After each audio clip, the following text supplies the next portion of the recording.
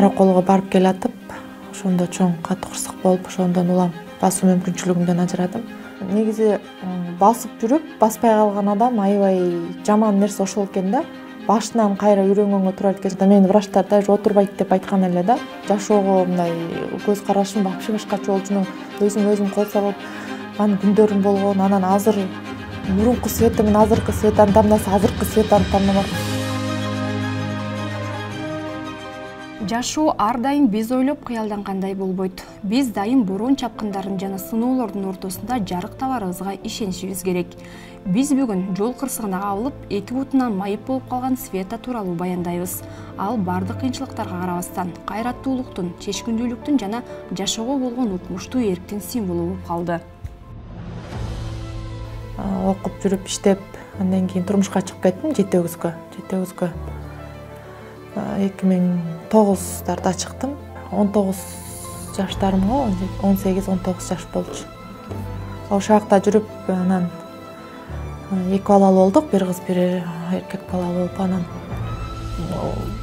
кырсыкка ошо жети өгүздөн кабылдым. Караколго барып келатып, ошондо чоң катуу кырсык болуп, ошондон улам басуу мүмкүнчүлүгүмдөн ажырадым. Ал убакта 24 жашымда болчумун, азыр 34-35ке чыктым уже. Оор операцияларды башынан өткөздүм, аябай чоң операциялар өттү. Жашоо эмнени гана башка салбайт. 35 жаштагы Света Эсенгазиева ошол каргашалуу жол кырсыгынан кийин илдетин бир нече жыл кабыл ала алган эмес. Азыр 10 жыл болду, ошо 10 жылда көп нерселерди өткөздүм да, башынан көп кыйынчылыктар өттү, көптөгөн сабак алдым. Негизи басып жүрүп, баспай калган адам аябай жаман нерсе ошол экен да. Башынан кайра үйрөнгөнгө туура келет экен. Атамдын жардамы аябай болгон, ошол убактарда мени врачтар даже отурбайт деп айткан эле да. Анан атам экөөбүз эле калчубуз үйдө. Анан атам могу журкандар тиреп отургузуп, колумду даже мынтип көтөрө алчу эмесмин да. Анан мындай жолук менен байлап, эшикке байлап көтөрүп, анан ошентип атам атамдын күчү менен ушул акыбалга келген элем да. Света жолдошу менен ажырашкандан кийин көп убакыт стрессте болгон. Бул учурда ага Теңдик коомдук бирикмеси кол сунган. Аталган уюмду 2014-жылы Гүлмира Казакунова негиздеген. Уюмдун максаты коомдо майыптыгы бар жарандарды көз карандысыз жашоого, алардын укуктарын коргоого багытталган. Уюм ачылгандан бери өлкөнүн булуң бурчундагы майыптыгы бар жарандарга жардам берип, алгылыктуу иштерди жасап келет. Калп айтпасам бир жылга чукул ушундай катуу стресс менен жаттым. Анан бир тааныш эже Роза Бегалиева деген эже бар болчу. Тааныш болчумун да, мындай эле больницадан таанышып калган элем. Анан ошол менен анда санда сүйлөшүп калып турчумун. Анан ушу Бишкекке келдим деп чалып калгандан айтсам, ушундай равенство деген уюм бар, ошого келип көрбөйсүңбү, ушундай кыздарга көп жардам берет деп чакырды. Негизи башында авария болгондон кийин жашоомду вообще үмүтүмдү үзгөм да, даже такырым жашоого мындай көз карашым вообще башкача болчу. Өзүм кол салып анын күндөрүм болгон. Анан азыр мурунку Света менен азыркы Светаны тандаса, азыркы Светаны тандамакмын. Анткени басып жүргөндө жетишпеген нерселериме отурганда жетиштим да. Ушунун баарына себепкер бир эле Гүлмира Казакунованы элестетем. Равенство уюмуна аябай терең ыраазымын да. Света азыркы учурда көз карандысыз жашоо борборунда администратор болуп иштейт. Аталган борборго үйүнөн чыкпаган жана зомбулуктан жапа чеккен майыптыгы барлар келет. Ошо центрда көз карандысыздык жашоо деп айтылат бул центрдин аты. Азыр тилекке каршы кыздарыбыз тарап кеткен, ушу мартка чейин, күн жылганга чейинчи. Азыр ушу центрда калган кыздар, центрда 3 кыз бар, центрда ошолор менен. Центр деген 2021 ачылган. Мен центрда администратормун. Ошо центрда жатам, центрда кыздар да жатат да. Ошолорго менен жашайм, ошолор менен турам, ошолор менен күнүм өтөт.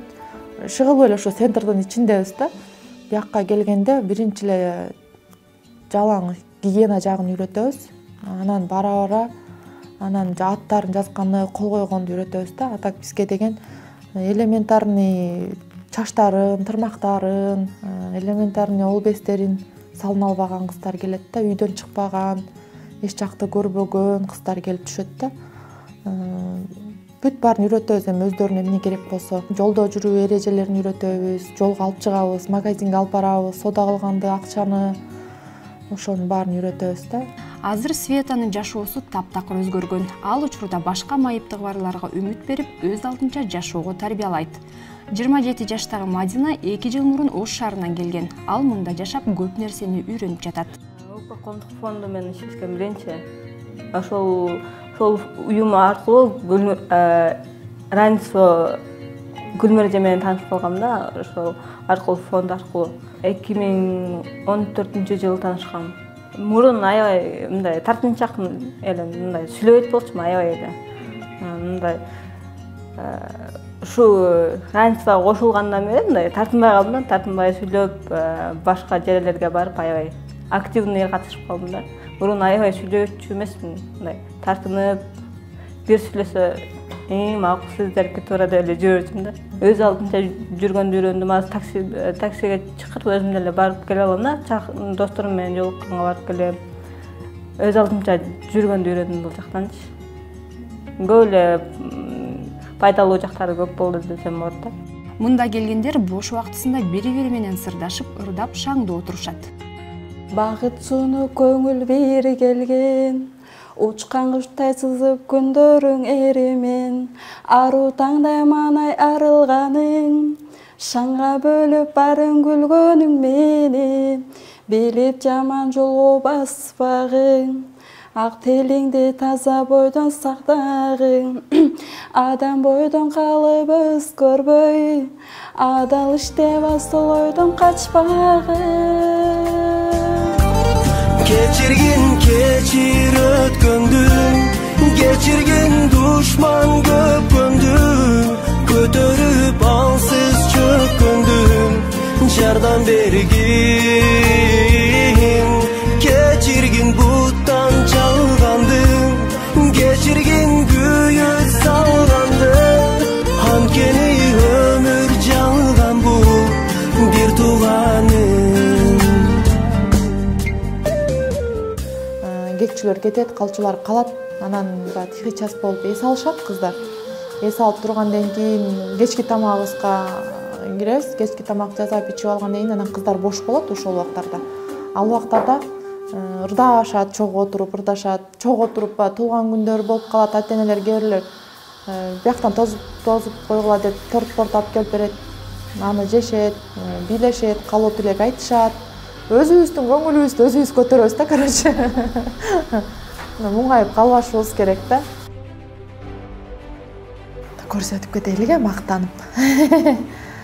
Мына кыздарым бул баягы пицца кылганбыз, мастер-класс. Пицца өзүм кылам, мастер-класс. Пиццаны өзүм аябай жакшы жасайм. Кыздарым общий түшкөн кыздарым, мунун баары окушат. Сонун кыздарым бар, сагынып атышат азыр аябай. Качан башталат, кино театрга алып барам, монтип барым. Кино көрүшөт. Каарманыбыз жумушунан тышкары спорт менен да машыгат. Света түштөн кийинки убактысын өзүнө бөлөт. Ал спорт менен машыгып, ийгилик жаратууну кыялданат.